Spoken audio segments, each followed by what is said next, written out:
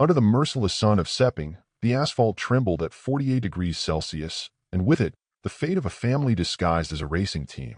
In one garage, a younger brother chased precision millimeter by millimeter. In another city, the older one, his arm still recovering, his spirit never, watched telemetry streams glowing in the dark like pulse monitors of destiny. Between them flowed more than blood, encrypted data, whispered advice, the kind of knowledge only pain can refine. The world saw Álex Márquez fighting for the MotoGP sub-championship, but few realized he was riding with two hearts, two minds, one shared obsession for perfection. Every braking zone carried Marc's invisible fingerprints, every apex an echo of a voice saying, "Trust yourself. Everything else will follow." And above them all, Nadia Padovani, the woman who refused to sell a dream after burying a husband, stood in the box, tears carving a path through decades of sacrifice, watching her riders transform grief into speed. The sensors told one story: traction, tire temperature, lap deltas, but the truth lived in what data could not measure: resilience, legacy, love. This was not just a race. It was a resurrection engineered with torque and tenderness. The Ducati's desmodromic valves didn't just open airways, they opened hearts. When Álex crossed the line to secure second in the world, he wasn't alone on that straight. His brother's lessons rode pillion, Nadia's faith throttled wide open, and the ghost of Fausto Gresini smiled through the heat haze. Because sometimes, victory isn't measured in seconds, it's measured in the tears that fall when a dream refuses to die. As the champagne dried on Sepang's tarmac and Nadia's tears still glimmered beneath the floodlights, the story demanded to be traced back to its origin, to the moment when loss became leadership. Before brothers found redemption on the track, a widow named Nadia Padovani had already defied the odds, rebuilding Gresini racing from grief into the beating heart of MotoGP's most human triumph. When Fausto Gresini left this world in 2021, silence settled in the Imola workshop like dust over forgotten trophies, and many whispered that the dream would dissolve with him. Yet Nadia Padovani, widow, mother, suddenly team principal, entered that silence as if walking into a storm she refused to fear. Her first act was not grand but meticulous, keeping every mechanic on payroll when sponsors hesitated, knowing continuity is the unseen fuel of victory. Reporters called her brave. She called herself stubborn. How do you keep a promise made beside a hospital bed alive on asphalt at 340 kilometers per hour? She thought each morning before the shutters rose. The engineers still remember the day she approved the telemetry upgrade that linked both bikes in real time, an unheard of luxury for a satellite squad. I shed tears thinking of Fausto. He would have been so happy about this, she confessed, voice trembling between grief and resolve. In the paddock, the Ducati engines roared like organ pipes tuned to resurrection. A little-known fact: Gresini's chassis calibration rig uses an algorithm derived from Fausto's own racing data, a digital ghost guiding each new setup. Riders say the place smells of fuel and memory. Nadia turned absence into architecture, building a home rather than a monument. She learned that leadership is torque. You feel its resistance before it moves. The team became a constellation held together by her gravity, each mechanic a star refusing to fade. "Here, we're not just a team, we're a family," she declared, and no one doubted it. In her eyes, every bolt tightened was a prayer. The journalists began to call her La Capitana, the captain steering through the tempest without a map. Inside the garage, the hum of laptops mixed with whispered stories of Fausto's laughter, keeping fear at bay. She compared the rebirth to tending a vine. Growth demanded cutting away the dead wood without losing the root sweetness. When the blue Gresini livery rolled onto the grid again, the crowd sensed it. This was not survival, but defiance. The climax arrived when the pit board flashed P2 under a cloudy sky, proof that belief can generate horsepower. As Nadia watched the bike slice through the Malaysian heat, she understood that some dreams don't end. They simply change rider. When Marc Márquez announced his departure from Honda in 2023, the press room fell into a hush that felt almost religious. Some called it betrayal, others self-preservation, but for Marc, it was the first real exhale after 4 years of pain disguised as perseverance. He left behind 6 world titles, a fortune, and the factory that had built his legend bolt by bolt. The man who once ruled corner entry like a conductor now sought anonymity in a satellite garage smelling of espresso and oil. "Bro, this is the place. Here, you'll be yourself again," Álex told him, half plea, half prophecy. The paddock laughed. No telemetry wizardry could make a year-old Ducati match the factory rockets, they said. Yet Marc knew something data couldn't show. The bike's base geometry suited his aggressive, mid-corner rotation better than Honda's rigid front end. Maybe freedom isn't in the contract, but in the lean angle, he mused while watching rain bead across the pit lane lights. He signed anyway, exchanging opulence for oxygen. A little-known technical note, before his first Gresini test, he secretly requested a custom thumb rear brake lever modeled on Mick Doohan's 1990s design, seeking finesse where strength had failed. When he rolled out of the garage, the motor barked like a caged animal, rediscovering its voice. The journalists who doubted him typed faster. Disbelief makes for clicks. I was able to speak with Marc very quickly. I told him we were thrilled to have him with us, proud that he was joining our family. Nadia recalled later, eyes glinting with the calm of someone who bets on instinct. Marc walked through the paddock that day like a comet changing orbit. Same brilliance, new gravity. Every mechanic watched his body language, the way he listened more than he spoke. He said little, but his gaze dissected every sensor cable, every torque chart, mapping a future that no algorithm predicted. In private, he whispered, "Let them think I'm broken. It's safer that way." The Ducati's vibration under acceleration reminded him of a heartbeat long neglected, rough yet alive. Gresini's blue panels glowed under the floodlights like stained glass around a modern scene of risk. For the first time in years, Marc felt curiosity instead of fear. The leap wasn't madness. It was metamorphosis. And when the stopwatch blinked a lap time within 2/10 of the factory machine, the paddock realized what he already knew, that sometimes the only way to stay on top is to jump without looking down. When the two Márquez brothers shared the same Gresini garage in 2024, the paddock called it an experiment, but inside the box it felt like alchemy. Every afternoon the air turned dense with heat, data, and unspoken affection, the rhythm of pneumatic guns mixing with quiet Spanish murmurs.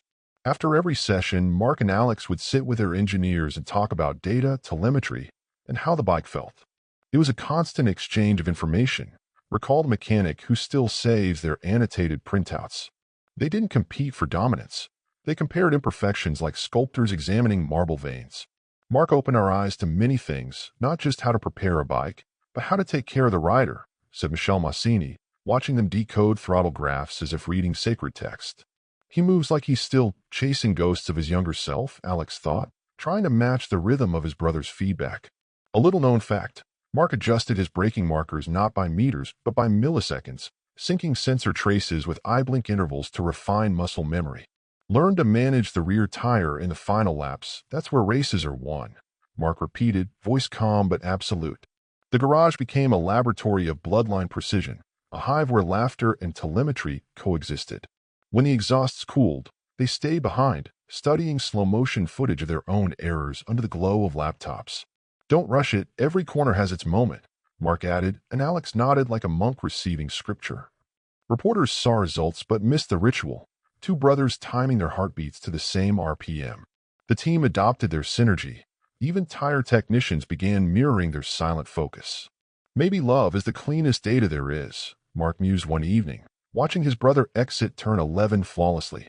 The Ducati's desmodromic valves sang like twin violins tuned by fate itself. At Gresini, we share everything, Massini reminded, and it was true. Even mistakes were communal property. Each session blurred hierarchy until mentorship became mirror work.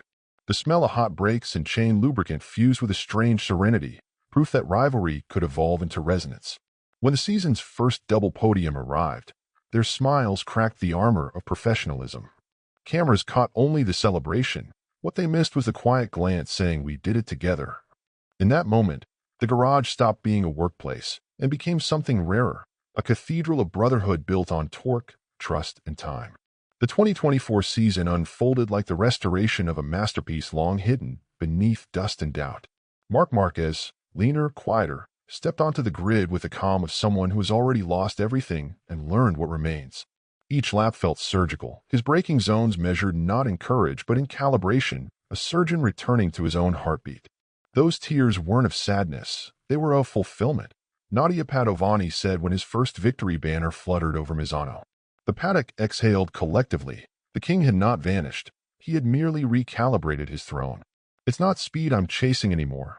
It's balance, Marc thought before dawn track walks, feeling the asphalt's temperature through his gloves. A little-known fact, His telemetry engineer discovered that Marc modulated corner entry using micropressure from his right knee slider, translating tactile sensation into throttle correction, human instinct coded into data. He taught us how to motivate riders at the right moments, how to find those small details that make the difference between a podium and a win, recalled Michel Massini, still awed by the precision of those debriefs. The garage became his confessional. Every mistake was a sermon in humility.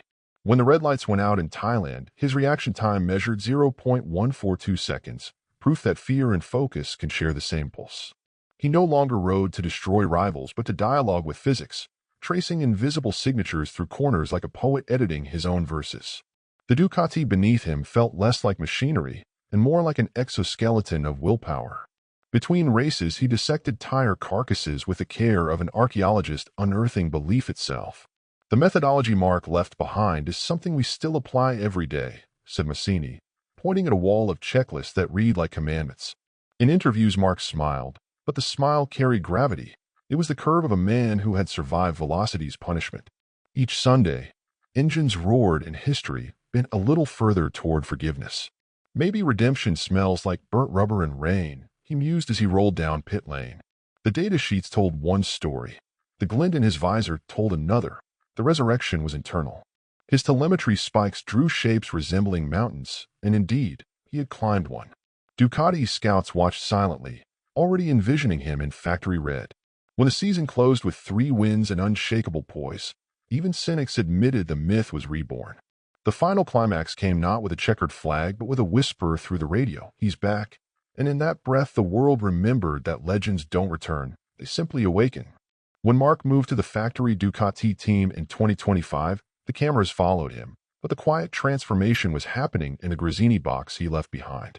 Álex Márquez faced a season without his brother's physical presence, only his echo through late-night calls and shared telemetry files.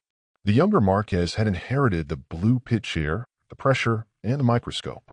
Marc didn't miss a single session of the Australian weekend on TV, he admitted, a grin masking the weight of expectation. Marc's been giving me specific feedback on what I could improve, strategies for the last races, how to handle the pressure of fighting for the runner-up spot. Each conversation became a masterclass disguised as brotherly advice. "You asked for this chance. Now prove you can breathe at this altitude," he told himself before every warm-up lap. A little-known technical note. Álex switched to a softer rear spring preload midway through the season, a subtle change that preserved tire life by nearly 4 laps. Proof that small decisions rewrite destinies. In the data room, his handwriting filled pages once dominated by Marc's notes, his confidence growing in the margins. He rode differently now, less frantic, more surgical, like an artist discovering negative space. Podiums arrived in rhythm, each one erasing another shadow.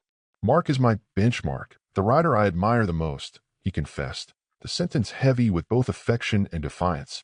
When he won in Jerez, the crowd's roar felt like sunlight breaking through a long winter. Gresini mechanics lifted him as if he were the embodiment of their own second chances. This is what belief feels like, loud, trembling, alive, he thought beneath the helmet's heat. Journalists noted a new calm in his riding, a patience learned from years of comparison turned to mentorship. "A big part of what I've achieved is thanks to what I've learned from my older brother," he told them, and it sounded less like gratitude than acknowledgement of lineage. The garage celebrated each debrief as if decoding scripture, Massini observing how Álex now questioned engineers with Marc's same precision. He had become both student and master, a bridge between eras of faith and analytics. The Ducati beneath him responded like a pulse synchronized to newfound authority. Every corner was a conversation between memory and instinct, between who he'd been and who he dared to become. By season's midpoint, the championship board placed his name second, proof that discipline could outshine destiny. The climax arrived not with fireworks but with a simple radio crackle. P2 overall confirmed, and in that crackle, Álex exhaled the years of comparison that once defined him, finally realizing that stepping out of a legend's shadow can mean standing in his light. Sepang, Malaysia, where humidity feels like a living thing pressing against skin and memory. The circuit shimmered that Saturday, each ripple of heat a prelude to destiny. Álex Márquez needed only 14 points, but numbers never capture nerves. The tension hummed louder than the engines on the grid, a vibration under bone. Even my eyelashes were shaking in the last 4 laps. "I didn't ride well at all. Only the first lap," he admitted later, laughing like someone who had survived a storm. The grandstands boiled with color while inside the Gresini box, silence reigned, mechanics watching data screens like cardiograms. Just breathe, one corner at a time, he told himself, hearing Marc's invisible coaching in the background noise of his heartbeat. He fought the Ducati through turn 15, rear tire sliding in slow motion, millimeters for perfection. A little-known technical note, that weekend, Álex ran a custom fork oil blend designed to delay fade beyond 90 degrees Celsius, an experimental setup that stabilized braking when his hands were trembling. When the checkered flag waved, the timing monitor froze him in second place, mathematically sealing the sub-championship. The pit wall erupted, gloves thrown, tears unshed. If you're going to finish second behind someone, let it be behind the one many consider the best of his generation, he said, voice cracking yet proud. Nadia Padovani covered her mouth. Cameras caught her eyes, flooding faster than words could form. What I felt when I saw Álex cross the finish line in Sepang was pure pride, she whispered, her accent trembling through the radio static of celebration. The mechanics lifted her onto their shoulders, oil-stained hands carrying the weight of her defiance. Fausto would be celebrating with us, because his dream is still alive.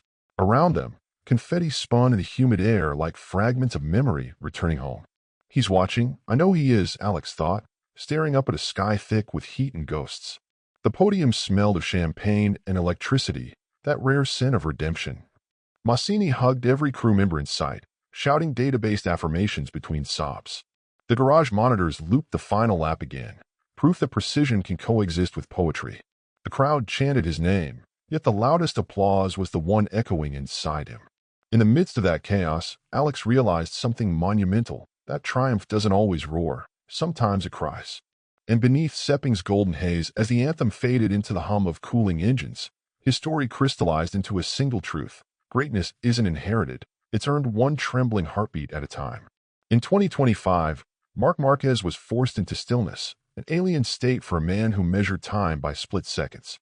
The crash in Indonesia had sidelined him, the titanium plate in his right arm once again a reminder that even legends are made of bone. Yet absence didn't equal silence. From a minimalist apartment in Madrid, he became a remote strategist, studying every session of Alex's races with a forensic eye. Trust yourself. Everything else will follow, he said over late-night calls, his voice calm, almost fatherly.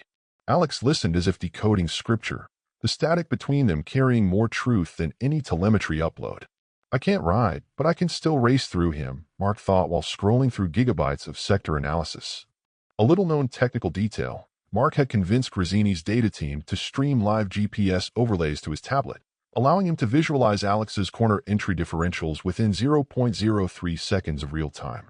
My brother's success is my success too, he reminded himself aloud, as if the mantra could soften the ache of watching others live the life his body denied. Each conversation was equal parts engineering debrief and emotional therapy, the older brother teaching both physics and faith. Álex often rode with an earpiece during practice just to hear the rhythm of Marc's commentary in his head. The bond became circuitry, two signals in constant transmission across continents. Their dialogue wasn't sentimental. It was coded in lap times and lean angles.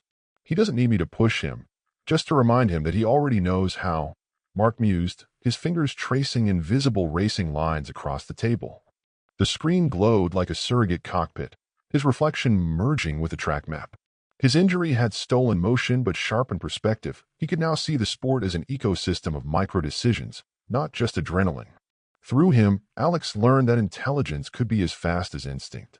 When Álex topped practice in Aragon, Marc's living room erupted with applause from no one but himself. Good job, Pequeño, he whispered to the empty air, the compliment traveling through silence like a pulse. Nadia later said that Marc's remote guidance had turned into a cultural ritual inside the team, a constant voice of precision and belief. Engineers would quote him like philosophers during debriefs, invoking his phrases as if sacred algorithms. In Sepang's victory party, his name was chanted alongside Alex's, not his absence but presence. And in that strange symmetry of distance, Marc discovered a truth rarer than any trophy. Sometimes the greatest race you'll ever win is the one you run from the shadows. Behind the noise, the story was always human, a mosaic of loss, loyalty, and love stitched together by the roar of engines. At Gresini, we are a family, said Michel Massini, the words plain but weighted like a mechanic's wrench. In a world obsessed with milliseconds, their strength came from minutes spent listening. The smell of brake dust mixed with espresso created an odd warmth that no trophy could replicate. The word family is often used to describe what a team feels like inside. And in Gresini's case, it's truly real, added rookie Fermin Aldiger, wiping chain grease from his hands. Every new rider arrived tense and left believing in something larger than contracts. A little-known technical detail, the team's telemetry servers run on a redundant loop named Fausto, a digital heartbeat ensuring data never dies mid-session. The mechanics say it feels like he's still there, watching the numbers steady. Nadia Padovani's office window overlooks the garage. She keeps it open so the sound of torque reaches her desk like music. The moment you enter here, you feel a home, Fermin continued, his eyes bright with the innocence that racing tries to erase. Maybe home isn't a place, Nadia thought watching him, but a sound, the steady hum of believers at work. The garage operated like a living organism, each cable a nerve, each wrench a pulse. The air vibrated with purpose, the way a beehive thrums before spring. Nadia Padovani's tears weren't of sadness, they were tears of pride, the commentator declared as Sepang footage replayed on screens worldwide. Alex's success isn't his alone. It's a reflection of Marc's help and Gresini's spirit. Every sentence echoed the truth they had built. That victory shared loses nothing in translation. Motorcycling isn't just about speed. It's about humanity, family, and perseverance, Massini added quietly, almost to himself. Inside the garage, helmets rested on benches like sleeping heads after battle with gravity.